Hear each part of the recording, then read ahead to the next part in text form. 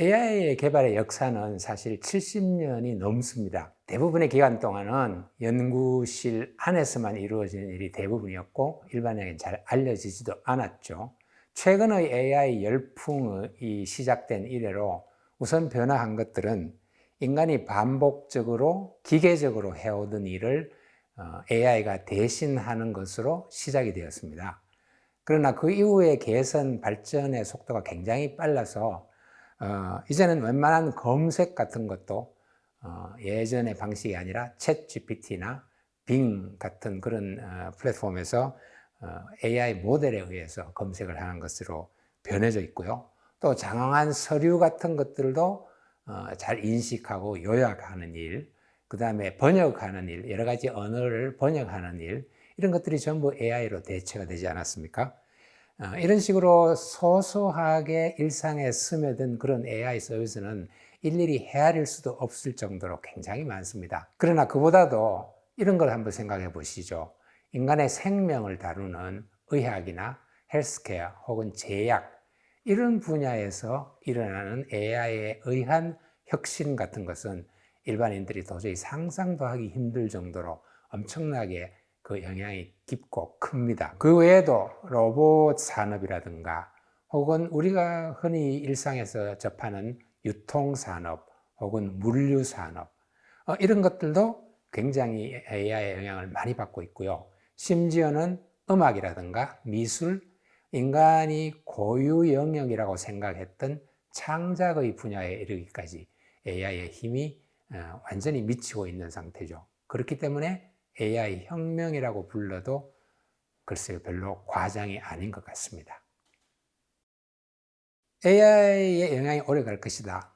우리 주변에 항상 있을 것이다. 라고 생각하는 근거는 한마디로 요약한다면 생산성입니다. 쉽게 말하면 효율이라고 할까요? AI가 생산성을 현저하게 전례 없이 높여준다, 이런 뜻인데요.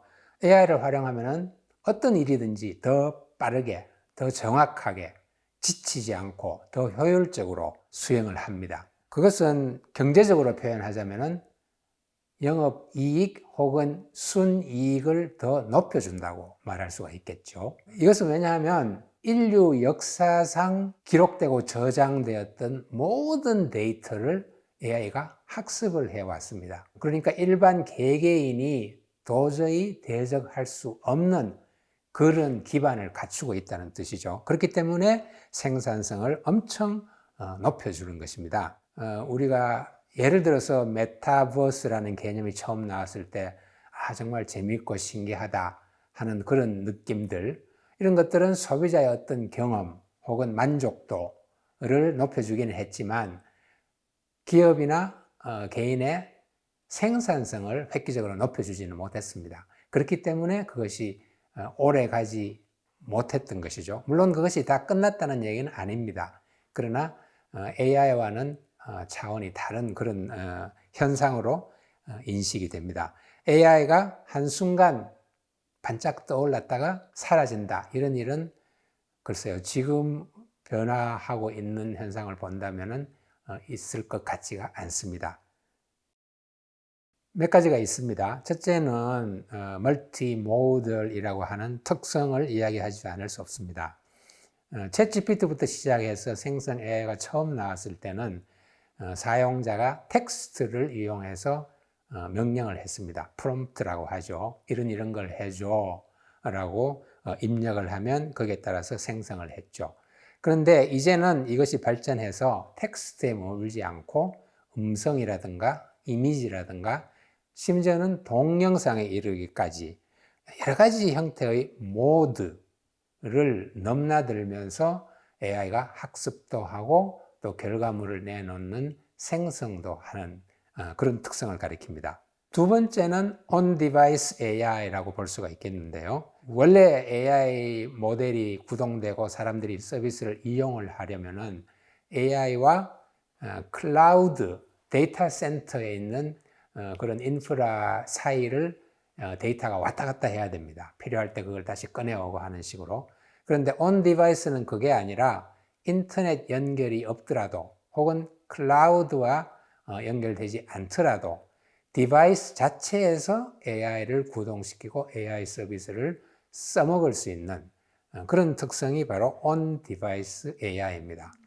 대표적인 경우가 스마트폰에 AI 기능을 완전히 심어서 탑재해서 소위 AI 스마트폰, AI 폰이란 게 나오게 된 것이죠. 삼성이 제일 먼저 시작을 했는데 이 AI 폰이란 것이 바로 on-device AI의 결정적인 대표적인 그런 제품이고요. 지금은 스마트폰뿐만이 아니고 여러 가지 가전제품, 안경 등등에 이르기까지 상당히 많은 제품에 on-device AI가 장착이 되는 그런 현상이 일어나고 있습니다. 세 번째로는 AI 생태계 자체가 오픈 소스 혹은 개방형으로 확산되고 있다는 그런 현상을 들 수가 있습니다. 다시 말해서 AI 기술을 어떤 그 연구소나 개발하는 사람들 사이에 폐쇄적으로 묶어두는 게 아니라 온라인상으로 완전히 개방을 해서 모든 사람이 그 기술을 깨닫고 그 다음에 개선시키고 서로 그것을 공유하고 이렇게 해서 AI가 발전하도록 도모하는 그런 현상을 오픈소스 AI 모델이라고 할 수가 있죠. 이런 게 하나의 또 추세가 되어 있고요.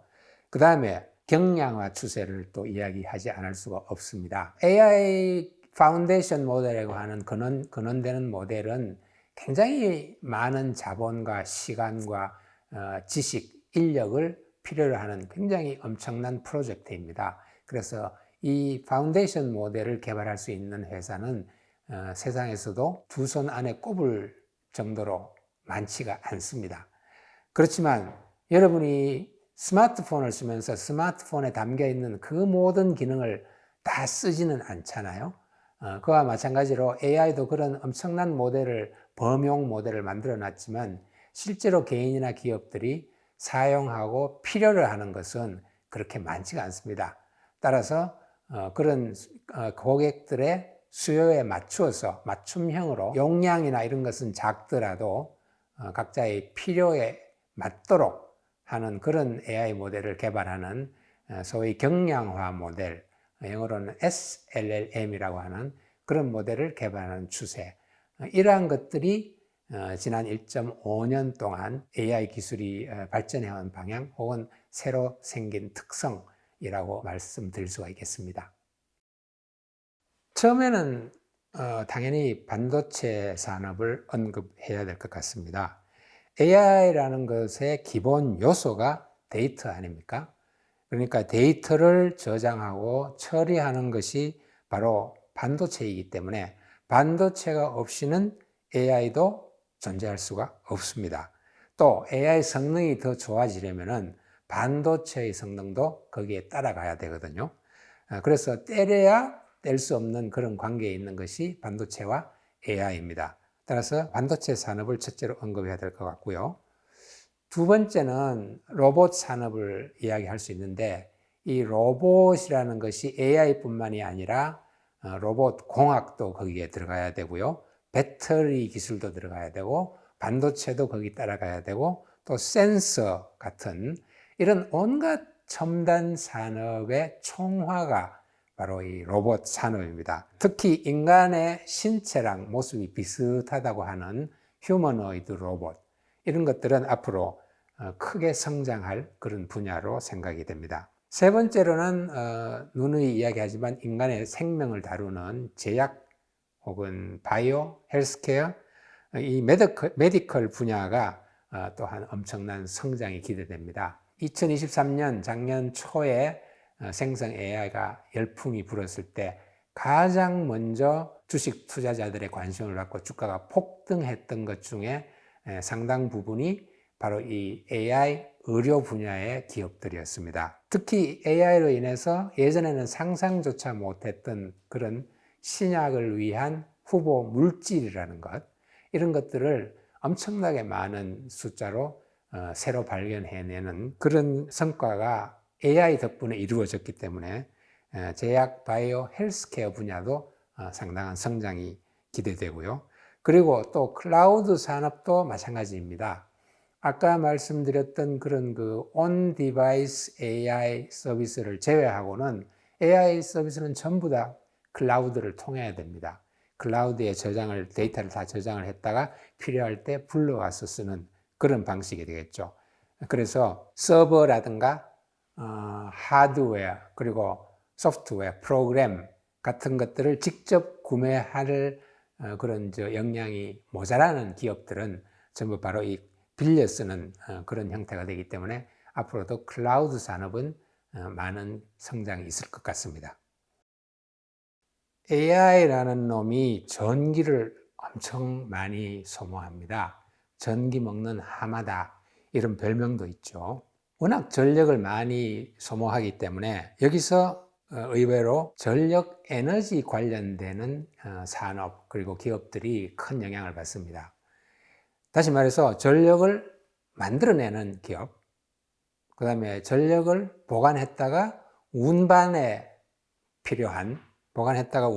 데 필요한 전선 같은 것을 만드는 회사, 혹은 변압기를 위시한 전력 기기들을 만드는 회사, 이런 기업들이 의외로 AI에 굉장히 큰 영향을 받고 최근에도 주가가 엄청 급등한 그런 기업들이 많습니다. 전력을 만드는 쪽에서 본다면 요즘 또 그 신재생 에너지로 혹은 탄소 중립 이런 말도 있습니다만 신재생 에너지의 필요성이 또 강조가 되기 때문에 탄소를 배출하지 않으면서 많은 전력을 만들어내야 되거든요. 그래서 원자력이 여기서 부상하게 됩니다. 특히 짓는 것도 쉽고 안전도 보장되면서 여기저기 장소에 구애받지 않고 만들어지는 소위 SMR이라는 것, 소형 모듈러 원전이라는 것, 이것이 큰 각광을 받고 있고요. 그 다음에 전력을 운송하는 면에서 본다면은 전선 회사들, 특히 해저 케이블, 많은 고압 전선들이 전력을 이동시키려면은 해저 케이블을 이용하는 경우가 많다고 그래요. 그래서 해저 케이블을 만드는 회사들, 그리고 아까 말씀드린 것처럼 변압기 같은 그런 전력 기기들을 만드는 회사들, 그런 회사들이 각광을 받고 있고요. 또 하나는 뭐냐면 AI를 구동하기 위해서 데이터 센터를 사용하게 되는데 이 데이터 센터에서 엄청 많은 열이 생깁니다. 그래서 이 열을 잡기 위한 산업, 냉각, 냉방, 혹은 일반적으로 공조 산업, 이게 또 AI와는 뗄래야 뗄 수 없는 그런 관계가 있습니다. 그래서 어떻게 열을 잡느냐, 어떤 방식으로 냉각을 시킬 것인가, 아니면 아예 데이터 센터를 그냥 바다 속에 지어버리면 어떠냐, 이런 여러 가지 아이디어가 나오겠죠. 그래서 최근에는 삼성전자라든가 LG 같은 대기업들이 공조산업에 다시 뛰어든다는 그런 기사도 있었습니다. 추가로 AI가 또 확산되면서 꼭 필요한 것은 통신입니다. 로봇 같은 걸 한번 생각해 보세요. 혹은 자율주행차, 이런 것들은 반드시 통신이 있어야 됩니다. 소통이 되어야 되죠.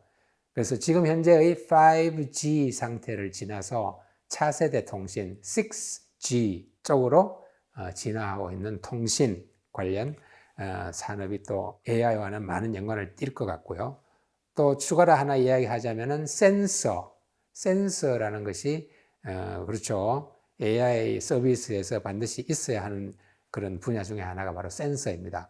센서를 개발하고 하는 그런 기업들도 많은 영향을 받을 것으로 생각합니다. 개인적으로 저는 주가가 상승을 너무 지나치게 했다, 이렇게 생각을 합니다. 그렇죠. 엔비디아는 이 책에서도 괴물이라고 표현했을 정도로 정말 엄청난 잠재력을 가진 그런 기업이었어요.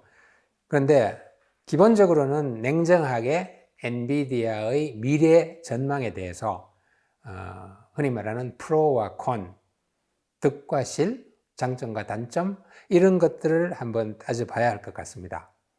프로 측면이라면, 다시 말해서 좋은 측면이라면 이 엔비디아가 단순히 반도체 기업에 머물지 않는다는 것입니다. 이제는 반도체 정도가 아니라 아예 AI 인프라 업체, 혹은 종합 AI 플랫폼 기업으로 발전하고 있거든요. 또 한 가지는 AI 슈퍼 컴퓨터라고 부르는 그런 특별한 분야에서도 엔비디아가 빼어난 실력을 자랑하고 있습니다. 그리고 이제는 단순히 뭐 GPU 같은 혹은 AI 가속기 같은 반도체 분야의 제품만을 만드는 것이 아닙니다. 이제는 AI 모델 자체를 아예 개발을 한다든지 AI 서비스를 위한 플랫폼을 마련해 가지고 AI 생태계를 아예 스스로 구축하는 그런 정도까지 나아가고 있기 때문에 굉장히 미래가 밝다고 볼 수 있고요. 반대로 콘 쪽을 본다면 이 엔비디아가 지금 AI 산업에서 너무나도 중요한 AI 가속기라는 것을 너무나도 압도적으로 독점하고 있어요. 그렇기 때문에 역설적으로 거기에 대한 저항이 엄청 셉니다. 다시 말해서 AI 가속기를 필요로 하는 회사들이 그래? 그럼 우리도 직접 만들어 보자 하고 이제 나서는 거죠.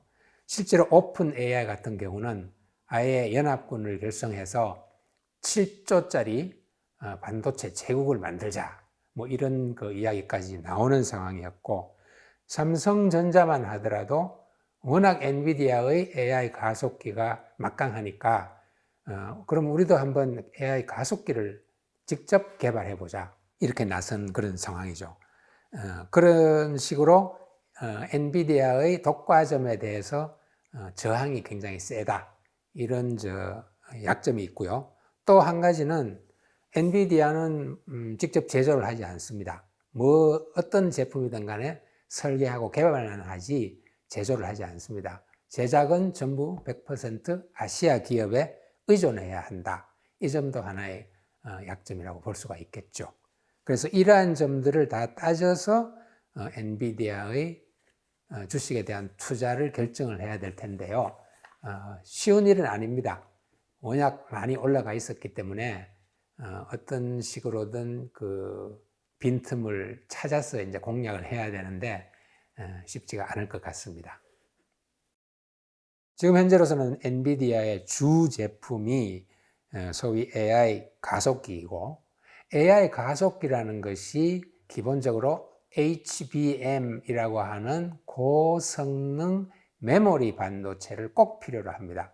HBM이라는 고성능 메모리가 없이는 엔비디아도 AI 가속기를 만들지 못합니다. 따라서 HBM은 그럼 누가 공급을 하느냐가 이제 중요한 질문이 되는데, 우리나라에는 다행스럽게도 HBM을 거의 양분하고 있는 두 회사가 있죠.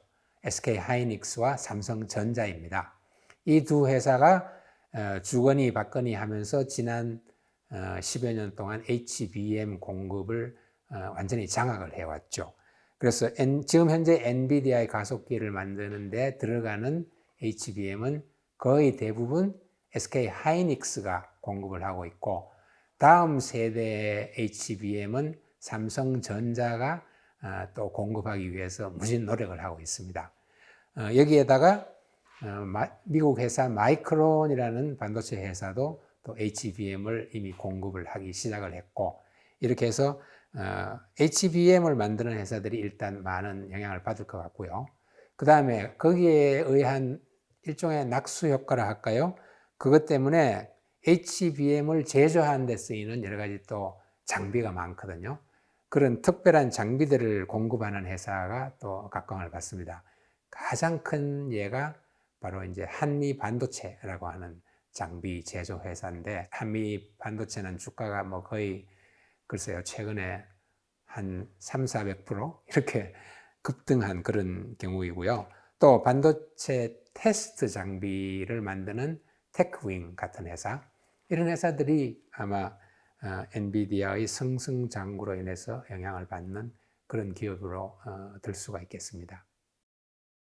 비즈니스의 성패는 기본적으로 기업 자체의 노력에 의해서 결정된다고 근원적으로는 그렇게 볼 수가 있겠죠. 그렇지만 정부의 개입, 특히 정부의 도움이 없이는 사실은 기업 혼자만의 힘으로는 성장을 담보하기가 좀 어려운 상황입니다. 특히 반도체랄지 혹은 AI 산업 같은 미래의 가장 큰 축이 될 그런 산업의 성장에 있어서는 정부의 개입이 절대적으로 필요합니다. 미국이라든가 일본 혹은 대만 이런 나라들 혹은 유럽 각국 주요국들의 AI 성장을 위한 정부의 지원이라든지 배려 같은 것에 비한다면 우리 정부의 노력은 조금 미흡하다는 것이 전문가들이 대부분 갖고 있는 생각입니다. 제가 봐도 한국 정부가 AI 산업을 위해서 정확히 어떤 노력을 기울이고 있을까, 그리고 그 노력들이 제대로 효율적인 길을 가고 있는가에 대해서는 조금 의문이 듭니다. 그렇지만 어쨌든 우리나라에서도 정부가 AI 산업을 위해서 여러 가지 방면으로 지원을 하고 있고 또 체제를 갖추기 위해서 노력을 하고 있는데, 제가 생각할 때는 AI 전문가들 그리고 AI 산업에 포함되어 있는 기업을 경영하는 경영인들 그리고 정책 입안자들이 다 포함된 어떤 중앙 컨트롤 타워 같은 게 마련돼야 되지 않나 이런 생각을 합니다.